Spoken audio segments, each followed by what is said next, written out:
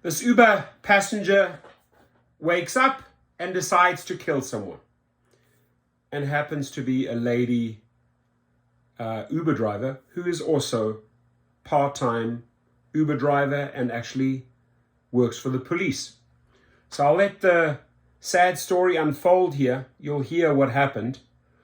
But this is making headlines. And if this doesn't shake up Uber and make them think about driver safety and who's getting into the car, then I don't know what will rattle them. Chief Sean Ferguson of the NOPD, and wonder why he's here today. Unfortunately, Yolanda Dillian was a 10-year fiscal budget analyst for the New Orleans Police Department, a civilian employee with the New Orleans Police Department. But during her off time with the police department, she also worked as an Uber driver here in the area, delivering for Uber Eats and Uber itself. Yesterday, she had the opportunity to pick up a fare in the city of New Orleans and travel back to Jefferson Parish to the 2200 block of the West Bank Expressway at the Travel Lodge. We announced the death of a female last night at the Travel Lodge, and it ended up being an Uber driver who was dropping off a fare and was fatally stabbed in the vehicle before she had the opportunity to drop that person off. Our detectives worked that case last night. Not in towing the car, one person encountered the person at the location, but he made good his escape, I guess you could say, walked and went back to his hotel room. We worked with Uber last night in order to determine who the fare was, or we were able to match it up with different people at the hotel and develop a suspect by the name of Brandon Jacobs, a 29-year-old black male who was staying in one of the hotel rooms at that location. We encountered him last night, took him into custody, interviewed him where he gave a full confession. His confession basically was stated that he woke up yesterday morning and decided he was going to kill someone. And decided that that was going to be the day, and thought it was going to be the first Uber driver where he went, and knew he wasn't going to have a ride back, and ended up having a ride back and killing her with the fatal knife wounds. Very, very unfortunate situation to the point of he actually videotaped the incident, or the aftermath of the incident, posted it on social media. We had to work with Facebook last night to get that removed this morning. Off of their site itself of the death of Miss Dillian. That has been taken down. When we asked him specifically, how did you pick her? His response was, I didn't pick her, Uber picked her. Uber picked her. Meaning that she was the random person that picked him up that day. He's originally from here in Jefferson Parish. I think he was born and raised here in Harvey. Spent a lot of time in Seattle over the last few years, but came back probably about 7 months ago. Looked like he has no local arrest record here. In Seattle, he had some minor charges dealing with some arson and burglary charges that existed in that location. Certainly probably some type of mental issues that exist with this individual, although he was completely coherent and able to really dictate exactly what he did and explained what he did and why he did it, looking for attention of some sort. Sad case that existed, of course, through the death of Miss Dillian. We've reached out to her family and tried to offer whatever comfort that we can with them. He's been charged right now with second-degree murder. He's in the Jefferson Parish Correctional Center and will be there hopefully for the rest of his life once he gets convicted. I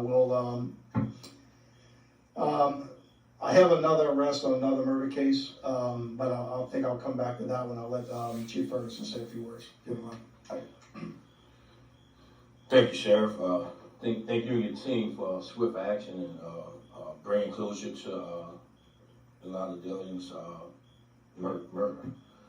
We've had the opportunity. I have personally spoken to her family. Of course, they are distraught, totally unexpected of them. And even one of the family members mentioned how they have seen things on the television, but they never ever expect that to ever touch their family. Violence in this way. When I received a call last night from the sheriff, this is the last thing I expected to hear. Most of the time we're talking about some sort of action in which either NOPD has crossed jurisdiction or Jefferson Parish, some sort of other investigation in which we're working on, and not one in which involves one of our own. Our team has taken it pretty hard as well, the fiscal unit. We made sure we had the adequate resources for them this morning, meaning our chaplain, our officer assistance program, and things of that nature. She has worked with the New Orleans Police Department for the last 10 years, and she will be dearly missed. She was very quiet. She's very humble, like a quiet giant, a little giant, I would say, because she was big in stature and what she did and what she meant to this department.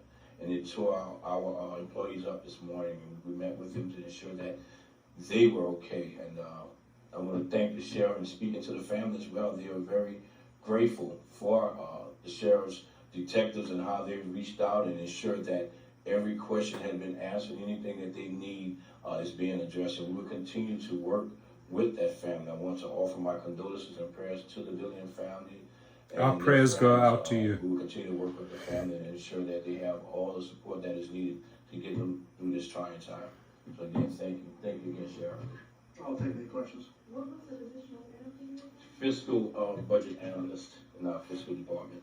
Are you aware if he picked her up in New Orleans? She picked him up in New Orleans? I do, Michelle. I'm not going to release that yet. You might have to take this a little time to catch up. I like them to go over there and make those interviews first. He was registered at? He was registered there. I think he took an Uber to one location and ended up taking an Uber back to that location. The age of Ms. Dillian? Miss Dillian is 54. Can you confirm the spelling of her name? Dillion, Yolanda, Yolanda, first name. And you also said he's being charged with second degree, why not first degree? First degree really has certain elements of aggravated circumstances, so they don't apply in this scenario. Did the stabbing take place in the vehicle? It Has he did. gotten out? No, it took place in the vehicle. Major stab wound, really incapacitated her almost immediately. I think twice, but I'll have to wait for the coroner's office to make that determination. But I think it's twice, Michelle. He was in the back seat, stabbed from behind, exited the vehicle, and then he just walked away casually. How were you made aware of this video? He told us. Oh, wow. He actually told us during the interview. Made a video, uploaded to Facebook. We've sent the preservation order to Facebook itself, notified them, and luckily he does not have a lot of followers, so I don't believe it's widespread right now. Obviously, if y'all are able to find it, to use your discretion, because it's certainly horrifying scene by all means. We've been able to verify that Facebook has taken it down before this press conference itself, so I don't believe it's out in the public domain necessarily, but certainly could be. But I can't control everybody, but some people should have some kudos about it. Certainly a horrifying scene. Can you add, is there any, is it against the law to post that kind of stuff? Or I'm sorry, what's that? does it add anything that he could, like, get charged or anything by posting that? To be honest with you, I'd have to go back and look at the statutes and tell you if we have anything additional. We didn't book him with anything for that, but I'd have to go back and look and see if it fits any other criteria. So he's in the vehicle and he... She literally pulls up in front. It's on video actually from the Travelodge. They had cameras. I mean, you can't see the crime itself, but the car pulls up and then moves forward about 3 feet, and you see him exiting the vehicle. I mean, it happens immediately, and he just steps out the vehicle. So He was reporting her for walking to still... basically, I think when he was getting out, it looks like he recorded her bleeding out at that point in time. And he just went... And he just walked out and went to his room. Did he live stream or? I don't think it was live stream. So he recorded this after. And then posted it. Yeah. not Sick after fuck. the stabbing. Correct. Sheriff, specifically, his connection to the city, you said. I think he's from here. From here? From here, but he spent a good bit of time in Seattle, from what we gather, How and long have you been back? 7 months from what he told us. Again, we're gonna look into that, see when he traveled back. But from what he told us in the interview, he'd been back here for 7 months. From Gretna or? I believe it was from Harvey. And you mentioned his criminal record. What anything like this? Criminal record. This violence? No, absolutely not. And he said it was property crimes, right? Yeah, he had arson, burglary, malicious mischief, and trespassing. I do not know if he had any convictions on those. And he's on the platform. Washington state record, nothing local here. So I don't have any information on it. I'm sorry. Any mental health? We're looking into that. We believe that's, some of it is the case, but give us time to subpoena those records so we can verify that, but we believe that there's certainly a mental health aspect to this case. And he's a, He was gonna kill somebody today, and obviously went through with what his thoughts were doing at that point in time. You staying at that hotel for a long time? I don't know the answer to that question. I don't know how long he was staying at the hotel. That hotel, has it been, I guess they call it the law interference in place in over repute. We covered, a shooting there was a homicide there last year in December. I mean, look, it's not Trouble spot? it's not the Waldorf.